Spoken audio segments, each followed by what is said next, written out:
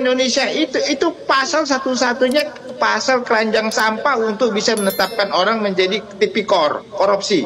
Hampir sama dengan kasus pembunuhan Eki sama Vina Cirebon. Alat bukti nggak ada tapi dipaksakan tersangka, itu aja. Tom Lembong itu adalah korban dari balas dendam politik Jokowi, kan itu dasarnya tuh. Bisa dapat bocoran bahwa memang pemanggilan Tom Lembong ini itu terjadi pada saat dia ditetapkan sebagai co-kaptennya Anies Baswedan di 2023. Jadi bukan perkara baru nih. Tapi kalau tidak ada celah tersangka akan dicari-cari apa persoalannya. Jadi itu yang mau dipesankan oleh Mulyono dari Solo, from Solo. Ya, karena itu kita harus melakukan perlawanan terhadap cara-cara seperti ini. Pemerintahan Prabowo Subianto akan terganggu kalau politik balas dendam ini dijalankan. Rasa cemas, hidup berat, dunia gelap, fa, maksulin aja. Kebetulan salah satu hakim itu memang hobinya memberikan hukuman bebas. Nah ini guys, tiba-tiba muncullah kasus Thomas Lembong ya guys. Menurut saya Thomas Lembong ini intercept dan ini sangat pesanan. Kenapa? Karena impor gula ini terjadi pada tahun 2015-16 dan saat itu Thomas Lembong itu persoalannya administrasi, jadi sama sekali bukan korupsi. Nah oleh karena itu guys, jangan mau diarahkan atau diseplit perkara ini, diintercept lebih tepatnya, tiba-tiba konsentrasi kita kepada Thomas Lembong. Tapi tetaplah berkonsentrasi kepada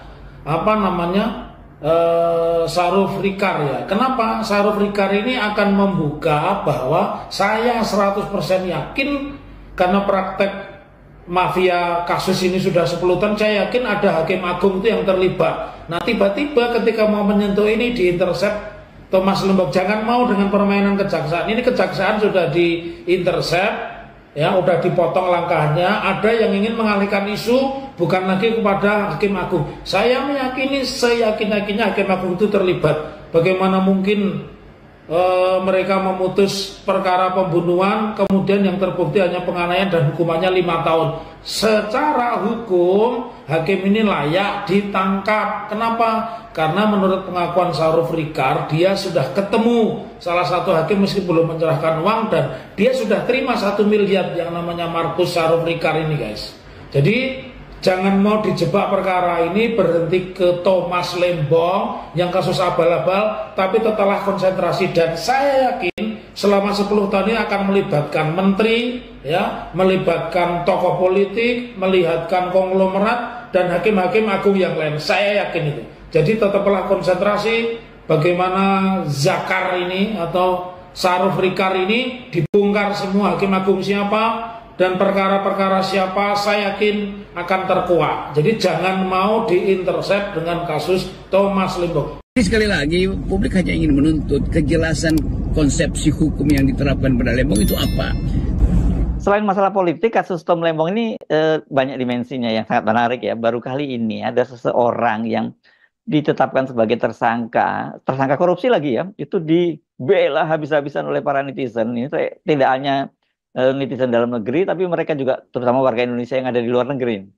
Ya, di dalam negeri bahkan perlawanan justru dilakukan oleh netizen yang mulai mempersoalkan proses penangkapan itu. Jadi kelihatannya Tom Lembong ini juga punya jaringan pendukung dan jaringan itu tentu bukan jaringan politis karena Lembong sendiri bukan tokoh politik kan. Jadi ada unsur baru di dalam masyarakat kita yaitu kepekaan terhadap penyalahgunaan kekuasaan oleh kejaksaan. Jadi mungkin sekali orang merasa bahwa ya Lembong itu kan orang biasa tuh dan nggak sorry ini saya lagi di jalan nih, yang nggak punya kepentingan dengan kekuasaan. Karena itu dia direkrut oleh Jokowi, lalu Lembong mungkin melihat bagaimana proses pembuatan kebijakan di dalam kabinet yang isinya adalah pentargetan seorang atau dalam soal kebijakan yang menyangkut eksekutif industri itu banyak kong kali kong kan, itu intinya tuh. Jadi kalau kita berpikir apa alasannya Lembong ditangkap, oh peristiwa 9 tahun lalu, itu artinya dari awal harusnya udah diselesaikan. Nah kalau baru sekarang diucapkan dan hanya dalam kira-kira karena prinsip kerugian negara itu belum bisa ditunjukkan secara pasti oleh kejaksaan, dan kalau kita dengar keterangan kejaksaan, masih dalam proses berupaya untuk digelar perkara atau macam-macam. Tetapi faktanya kejaksaan tidak mampu untuk menerangkan kasus belinya apa itu. Kasus beli artinya sesuatu kasus yang sedang yang hendak diperangi apa, kasus yang ada di dalam target apa, kan harusnya udah ada di depan jurnalisme atau di dalam pers bahwa kasusnya adalah soal gula, apa yang terjadi di situ, bahwa kebijakan Lembong itu kalau tidak dilakukan maka negara tidak akan dirugikan, kira-kira begitu formulasinya. Tetapi di belakang itu orang mau tanya apa masalahnya di situ, kan itu kebijakan. Ya kebijakan bisa salah, bisa benar. Tetapi kalau kebijakan itu dianggap keliru, itu artinya mesti diterangkan siapa yang dapat untung dari kebijakan Lembong itu dalam soal impor gula. Jadi sekali lagi publik hanya ingin menuntut kejelasan konsepsi hukum yang diterapkan pada Lembong itu apa.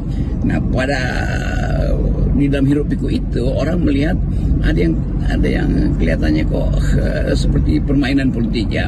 Jadi jangan disalahkan kalau LSM atau terutama netizen mulai mengepung kejaksaan dengan prinsip bahwa ada abuse of power dilakukan oleh pihak Prabowo untuk menegakkan hukum. Akhirnya sekedar headline aja, dan kasus Tom Lembong justru memperlihatkan bahwa gejala pemberantasan korupsi akhirnya dikaitkan dengan politik.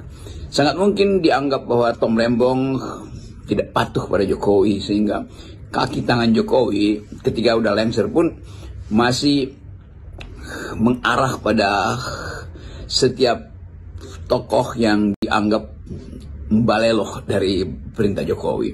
Dan kita tahu Tom Lembong ini adalah pendukung Anies. Jadi kelihatannya publik justru lebih percaya untuk menemukan fakta politik dari kasus ini ketimbang fakta hukumnya.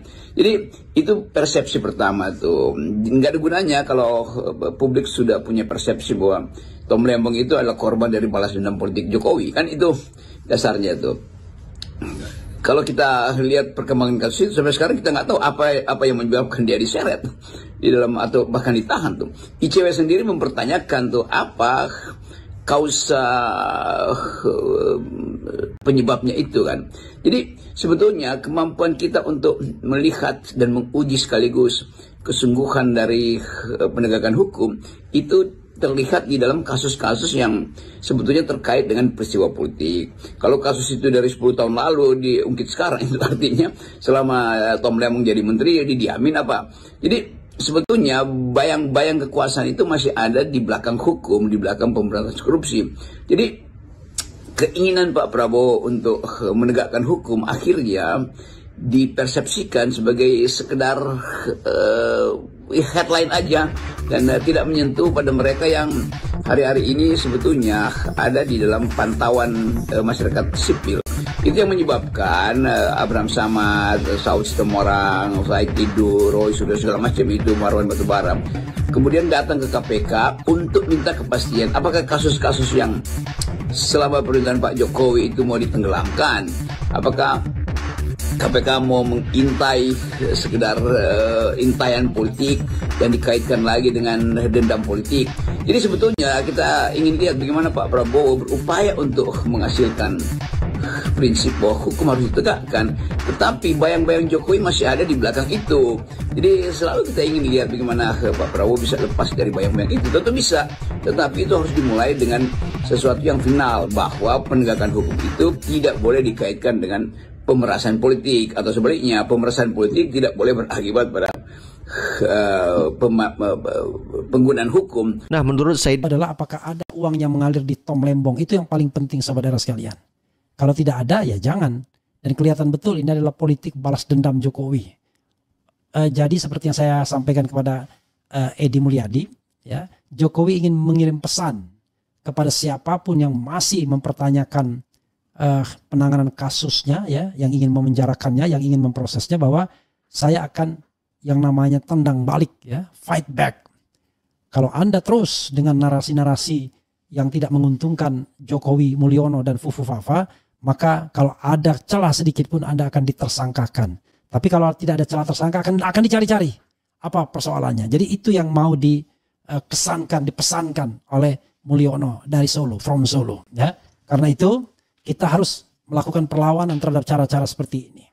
Pemerintahan Prabowo Subianto akan terganggu kalau politik balas dendam ini dijalankan, atau politik untuk memprotek kepentingannya, agar jangan sampai kemudian tuntutan untuk mengadili Jokowi makin membesar. Nah, itu yang ingin dihindari oleh mereka ini semua, sahabat RH sekalian ya. Saya sepenuhnya setuju.